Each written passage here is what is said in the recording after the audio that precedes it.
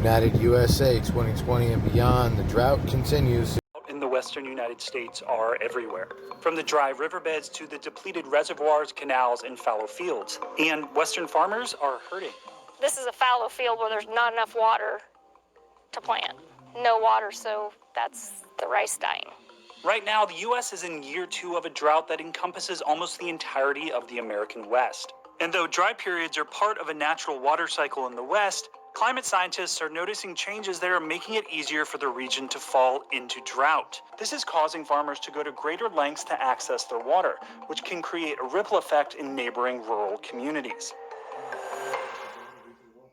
Water moves in the West in the same cycle as the rest of the world. First, precipitation falls, then the water seeps into the ground or becomes runoff that flows into rivers and streams. It's either sucked up by plants or humans or evaporates back into the atmosphere, starting the process all over again. But what's unique about the West is where and how the precipitation falls. Experts say it often comes in the form of a few big storms, traversing the region and falling as snow in the mountains, like in the Rockies or California Sierra Nevada. The snowpack it creates serves as a natural storage, saving water until the spring and summer when it thaws, feeding the rivers and reservoirs that serve lower-lying farms and cities. Some of these extreme rain events can really make or break drought conditions for a given winter. Climate scientist Samantha Stevenson says some causes of a drought can occur at 2 points in the water cycle. The first is more precipitation falling as rain instead of snow. If you're getting the same amount of moisture added to the land surface, but more of that is ending up falling as rain, then it's going to just run off into the river very quickly and be further downstream or maybe even out of the area where you need it by the time summer comes around. The second reason is increased evaporation from the land, rivers, and lakes, making everything very dry. We've all seen this during dry summers, right? You water your lawn and then it disappears within a couple hours. And it's the same thing, but on a larger scale. Experts say higher temperatures have led to both occurring this year, resulting in the current drought being so severe and so widespread. They caution it might be a sign of similar droughts to come. What we can say is that we expect that these temperature-driven trends are going to cause droughts to, in general, become larger. Right now, the drought is very large and very dry. Snowpack levels in California have dropped to 4% of normal this year, and many of the West's largest reservoirs have sunk below half of their capacities. The effects are most acutely felt by farms in nearby communities, where over 90% of the water goes in many western states. California accounts for a quarter of all food grown in the U.S., including 40% of fruits, nuts, and other table foods. That's because they can thrive in the region's semi-arid climate. The water is put to good use, says Doug Parker, the director of the California Institute for Water Resources. So the dry season is sort of a curse because we don't have water during that season. But then again, it's a blessing because it's the only way we could actually grow some of those kinds of crops. Jamie Trainum and her husband manage over 1,200 acres of farmland in Colusa County. My husband and I have been farming for 27 years. We farm about 1,100 acres of rice, right around 200 acres of walnuts, 60 acres of row crop, and then we run 250 head of mother cows. We ended up having to fallow right around 500 acres of rice. We didn't have much choice. There's nothing. It's just dirt and some, dry weeds, basically. If there's not water for it, you can't grow it. Most of Trainum's water originates 120 miles away in Shasta Lake and makes its way to her farm via a series of canals and pipelines. But the U.S. Bureau of Reclamation, which manages much of this infrastructure and provides 1/5 of Western farmers with irrigation water, has cut the water allocations for many to zero this year.